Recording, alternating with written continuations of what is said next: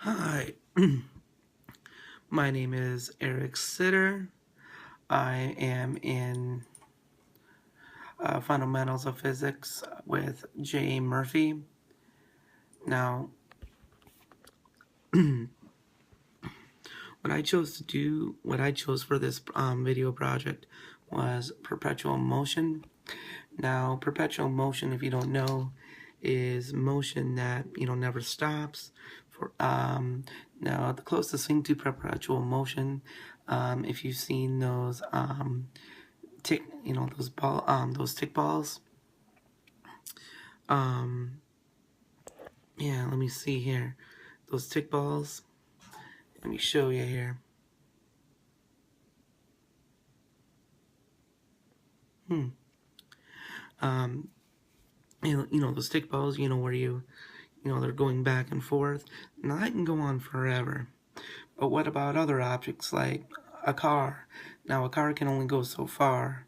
A rod can go so far. Technically, we do not have a device that can move forever without additional energy. Now this this is what I'm using for the demonstration here. Is this little finger skateboard? Now I can make this go on, go on pretty much forever just by using my fingers. But now if I let go, it will only sorry, I lost it. It'll only go on for so long. Now perpetual motion, although impossible to produce, has fascinated other inventors. Some have gotten close.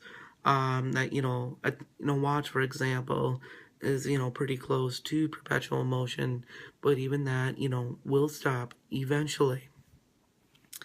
Now, so there really is nothing that will run forever, and that's pretty much perpetual motion. It's a theoretical energy that we may find you know later in life, but not probably my lifetime, your lifetime, your children's lifetime, or even your grandchildren's lifetime. It'll be found, just not within our lifetimes. um, so really, how does this go on what I'm doing? I'm in web development and design. How does that come into play? Now web development and design, you can pretty much make it work how you want it to. So if I wanted something to move to the right forever, I can make that happen.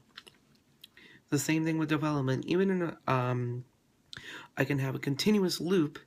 In a create a physics world in an HTML5 canvas, and I can make an object move indefinitely forever to the right. I can make that happen because it's a continuous loop and it's just doing exactly what I say. Now, can't really make that work in real life, but that's what why computers only can go so far. You can pretty much make them what you want to do. So in this demonstration, I'm going to show you how I can make this skateboard move forever, move forever, or for the next minute or so, and then I'll make it crash into these, what I got set up here, these two soda cans here. Pretty sure you know what they are if you grew up in the 90s. But yeah, so let's get into that demonstration. Alright, so here's my demonstration here. Now with perpetual motion, so if I can, I'm giving energy by my two fingers here, and as you can see, it'll continuously go, it'll move in pretty much, let's say, this direction for ever as long as I'm moving it. And let's bring it back here. Now so if I let go, for example, it's only gonna have a limited amount of energy, like so. Let's say if I give it more energy here, it'll do the exact same thing. Now it's just stop at those pop cans because I don't really want it flying all over the place. But with perpetual energy here, you're either you either have an unlimited energy source, which, like my two fingers, for example, even that will wear out basically the day I die. So pretty much for the rest of my life, I can continuously move it in the left direction here. But if I want to move, if I want to move it, I'm gonna have to eventually let go here.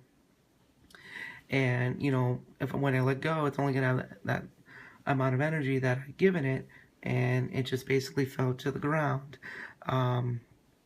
So that's pretty much perpetual energy. And